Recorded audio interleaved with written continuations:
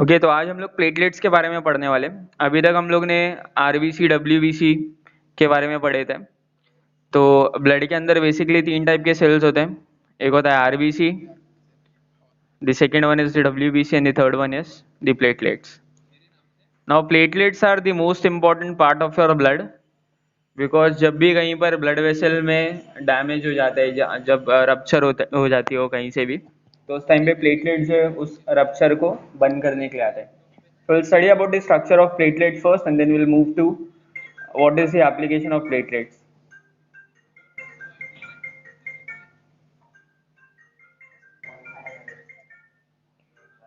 Okay, so if you see the structure of platelet, it is basically round.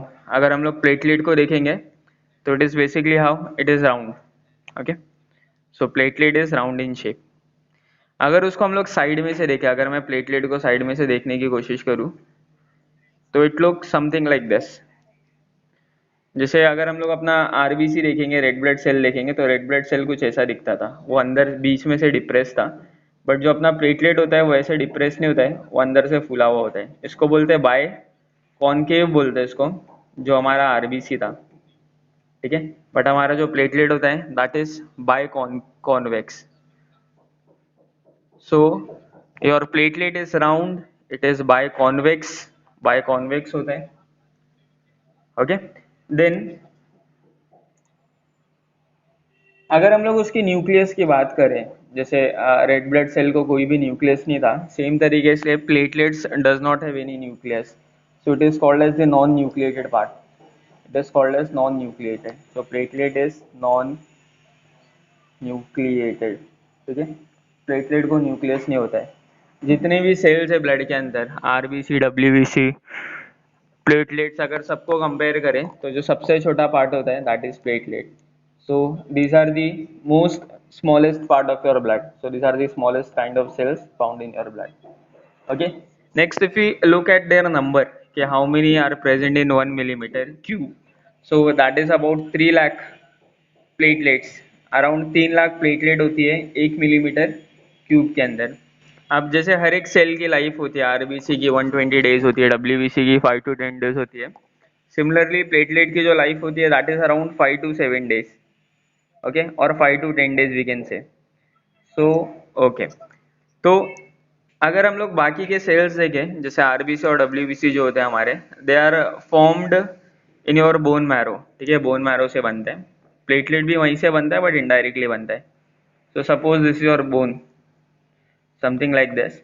तो उसका जो bone marrow होता है, जो मिडल का पार्ट होता है, ठीक है, जो बीच का पार्ट होता है, वहां पर से एक सेल बनता है जिसको बोलते हैं मेगाकारियोसाइट।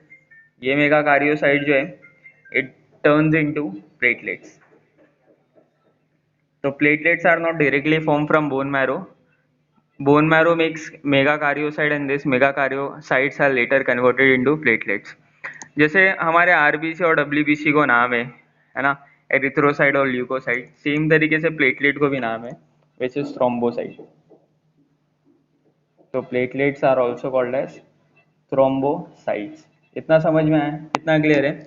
जब प्लेटलेट्स का नंबर इंक्रीज हो जाता है, when ever the amount of platelet increases, जब भी प्लेटलेट का अमाउंट क्या हो जाता है, इंक्रीज हो जाता है, बढ़ जाता है। हाँ, मेरा ही आईफोन है। तो उसको बोलते हैं थ्रोम्बोसाइटोसिस। उसको हम लोग क्या बोलते हैं?